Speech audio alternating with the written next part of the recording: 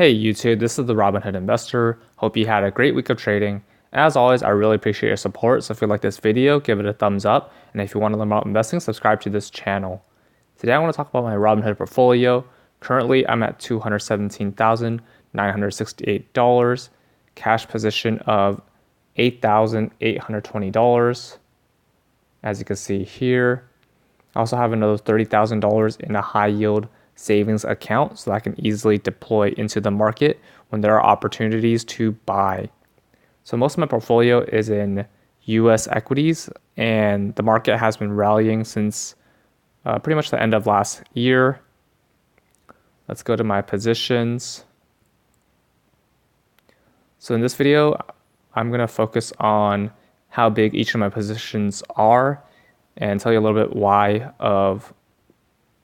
I build such a size of position for that specific holding.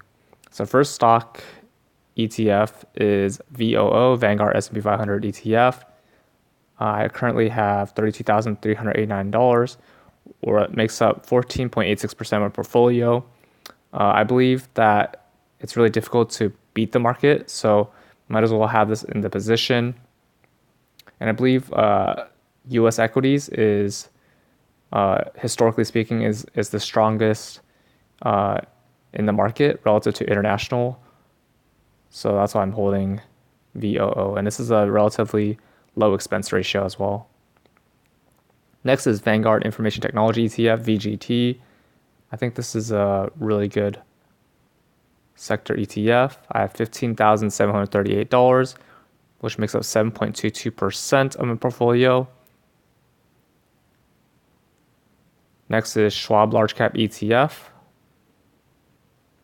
which makes up 5.66% of my portfolio, or $12,339. This is very similar to VOO. Next is Spider S&P 500 ETF, which makes up 1.16% of my portfolio, or $2,519. This is very similar to VOO and the Schwab ETF. iShares Core S&P 500 ETF, very similar to VOO and SPY, makes up 1.31% of my portfolio, or $2,852. First stock is Apple, ticker symbol AAPL. This is my largest stock ETF at 6.7% of my portfolio, or $14,613. I think Apple's a good long-term hold, and it pays out dividends. Next is Alibaba. This is my exposure to the Asia Pacific region. Makes up 5.37% of my portfolio, or $11,710. Next is Microsoft, which is an enterprise solutions company. Makes up 5.01% of my portfolio, or $10,922. I think it's a good long-term dividend growth stock. Next is Visa, which makes up 4.7% of my portfolio, or $10,374. I plan to hold this for the long term because it's a very solid dividend growth stock. It also has a lot of upside potential. Alphabet, which is the parent company of Google. This is Class A shares, GOGL. Makes up 1.85% of my portfolio, or $4,021. Next is Alphabet again, but Class C shares, GOOG ticker symbol, makes up 1.85% of portfolio, or $4,021. So a little over $8,000 in Alphabet. Next is Johnson & Johnson. This is a solid healthcare dividend stock. Makes up 3.54% of portfolio, or $7,720.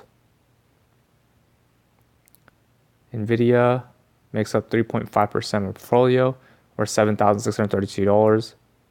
This is a big, they dominate the GPU market, and I think there's a lot of potential upside for this company. Next is Amazon, makes up 3.21% of my portfolio, or $7,007. Tencent, this is another Asia Pacific stock, makes up 2.57% of my portfolio, or $5,598. Next is Boeing, makes up 2.76% of my portfolio, or $6,017. Next is McDonald's, makes up 2.6% of my portfolio, $5,665. I think this is also a good dividend stock to hold long term. United Health makes up 2.31% of my portfolio, or $5,032.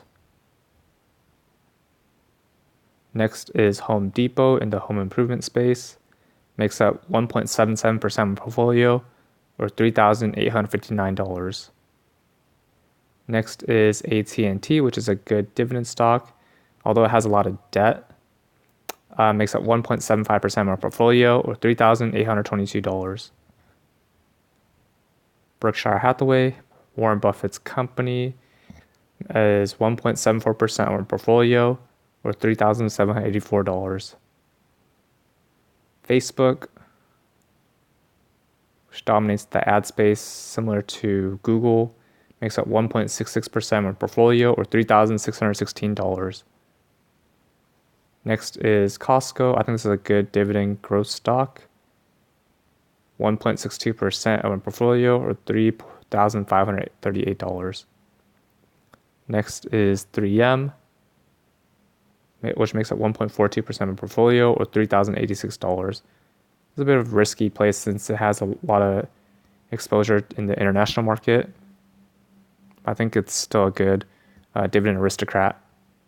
Next is PepsiCo, makes up 1.26% of my portfolio, or $2,747. PayPal, which makes up 1.1% of my portfolio, or $2,396. Next are Energy, 0.97% of my portfolio, or $2,100. Taiwan Semiconductor Manufacturing Company makes up 0.63% of my portfolio, or $1,375. Next is Activision Blizzard, which makes up 0.61% of my portfolio, or $1,325. Next couple stocks are smaller positions. Baozun, this is another company in China, 0.6% of my portfolio, or $1,304. Next is Baidu, another company in China, 0.59% of my portfolio, or $1,284. NetEase, another company in China, 0.29% of my portfolio, or $628. Constellation Brands makes up 0.25% of my portfolio, or $550. Iqiyi, another Chinese company, 0.19% of my portfolio, or $406. Next ones are ETFs, so Vanguard Consumer Discretionary ETF, 0.93% of my portfolio, or $2,021. Vanguard Healthcare ETF, 0.78% of my portfolio, or $1,691. Vanguard Industrials ETF makes up 0.63% of my portfolio, or $1,379. Last but not least, Vanguard Mega Cap Value makes up 0.87% of my portfolio, or $1,889. So good balance between ETFs and stocks. And that's all my Robinhood portfolio.